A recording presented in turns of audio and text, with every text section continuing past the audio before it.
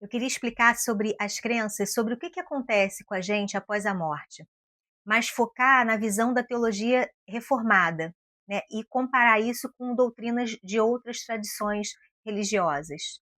A Igreja Católica Romana, ao longo da sua história, ela buscou interpretar e suavizar vários ensinamentos bíblicos, especialmente o que se refere a sofrimento eterno. Para isso, ela foi introduzindo doutrinas que não têm fundamento nas escrituras, mas que se baseiam em tradições que foram estabelecidas.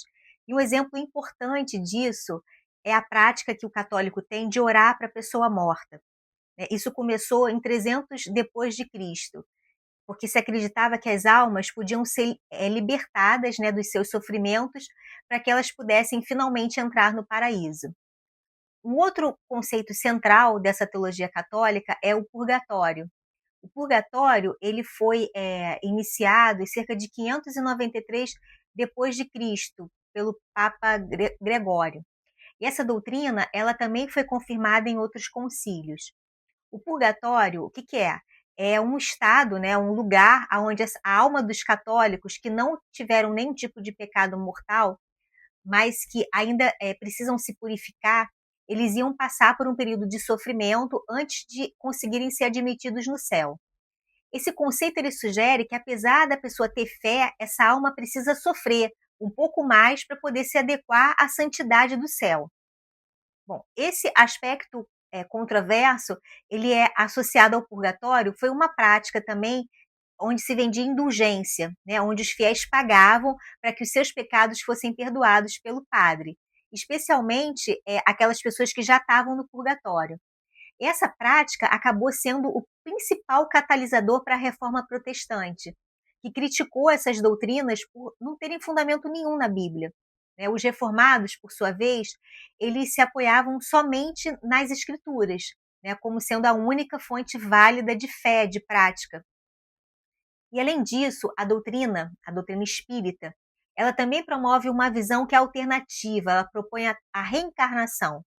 O que é isso? É uma crença que nega a ideia de vida eterna, como e também de sofrimento eterno, né? Ou seja, contrasta com essa visão tradicional cristã de morte, juízo final, né? Essa ideia de reencarnar sugere que o ser humano tem várias vidas, minimiza a gravidade das consequências morais, né, que são atribuídas às ações na vida que a pessoa está vivendo agora, né? Então, uma outra corrente teológica que também se distancia desse entendimento convencional do cristianismo, vista na nova reforma apostólica, é o universalismo.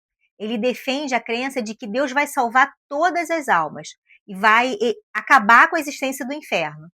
E essa visão, ela também representa, né, uma tentativa de você aliviar o temor que está associado com punição eterna, mas também não tem nenhum tipo de apoio nas escrituras. Em oposição a todas essas interpretações, a gente tem a teologia reformada, que ela mantém firme, né, a crença de que após a morte a alma tem dois destinos, ou a pessoa vai para o céu ou a pessoa vai para o inferno. E essa perspectiva ela rejeita esse conceito de purgatório, né, tanto quanto essa ideia de sono da alma, né, de universalismo ou de reencarnação. Então, de acordo com essa visão, é essencial a gente estar preparado para o nosso destino eterno, que é determinado nessa vida. Enfatizar assim, a importância da gente ter uma fé verdadeira, da gente aceitar, viver o evangelho.